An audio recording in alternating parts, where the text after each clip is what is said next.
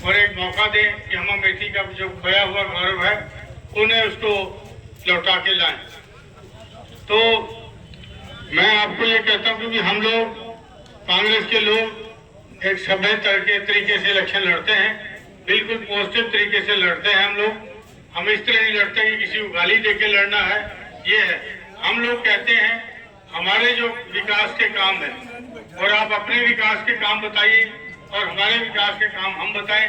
फैसला उसको जनता पे छोड़ दें कि जनता जिसको चाहे उसको वोट करे, क्योंकि हम लोग वो लोग नहीं हैं कि प्रधानों को डराएंगे कि आपका बस्ता रखवा लेंगे, कोटेदारों को बताएंगे कि आपका कोटा समाप्त कर देंगे। ये इस तरह की राजनीति यहाँ पे चल रही है और ये राजनीति बहुत लंबी चलती नहीं है, क्योंकि आप किसी के मन में डर डाल के उसका मन नहीं जीत सकते। उसको जिस दिन मौका मिलेगा वो आपसे बदला लेगा, और लोकतंत्र में बदला लेने का एक ही मौका होता है। कोई गोली नहीं चलाता आदमी, लेकिन मत का प्रयोग करता है। जिस दिन आपका मशीन पे बटन दबाता है वो फिर इतना जोर से दबाता है कि अपना 5 साल का गुस्सा निकालता है कि लो हमारा पेट ले लो, ठीक है। क्योंकि मैं यहाँ के लिए नया नहीं हूँ। मैं यहाँ पे 1983 में यहाँ पे आया था, 22 साल की मेरी उम्र थी। हम लोग एक तिलोई में विधानसभा में हमको कार्यभार मिला था, तो मैं और मेरा एक दोस्त था कांति गोहिल, तो 1.5 ब्लॉक की जिम्मेवारी उसको मिली थी, 1.5 ब्लॉक की जिम्मेवारी मेरी को मिली थी। यहाँ पे आपके प्रकाश जैन हुआ करते थे, तो हर जगह पे 2-2 कॉन्ट्रैक्टर यहाँ पे लगाए थे। उसी टीम में मैं भी आया।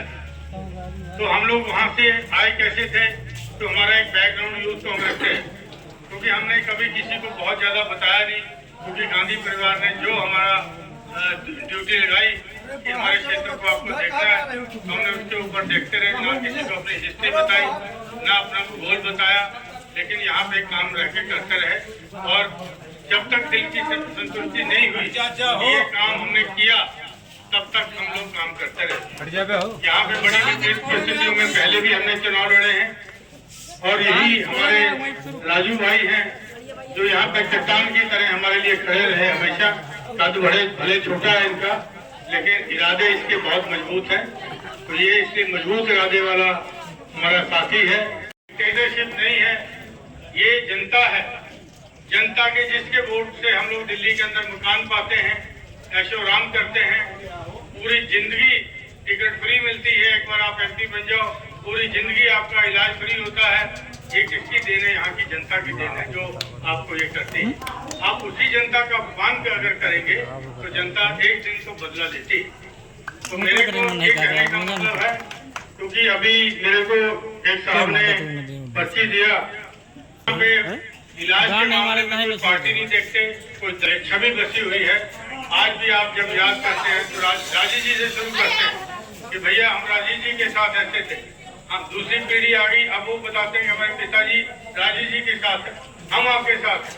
तो ये सारी चीजें इसलिए हैं कि गांधी नेहरू उनका उन्होंने मैं ऋण अपना उतारा, और उसके बाद मैं भी आपको भरोसा देता हूँ ये धरोहर उन्हीं की है, मेरी धरोहर नहीं, ये उन्हीं की धरोहर है। मैं कस्टोडियन बन के रहूंगा यहाँ पे, और जब उनका आदेश होगा ये धरोहर मैं उनको सौंपूंगा। क्योंकि हम लोग रामायण को मानने वाले लोग हैं। भरत जी का कैरेक्टर जानते हैं। उन्होंने जब रामचंद्र जी वनवास चले गए तो उन्होंने कहा कि मैं गद्दी पर नहीं बैठूंगा, अपने क्राउन से राज करूंगा, चटाई पे सोऊंगा। तो हम लोग उस तरह के लोग हैं, कोई हमको लालच नहीं है। मेरे कोई पिताजी MP MLA, मेरे को कोई शौक नहीं। मेरे को गांधी परिवार की सेवा करने का मौका मिला, इससे बड़ा ना कोई पद है मेरे लिए, ना कोई सेवा।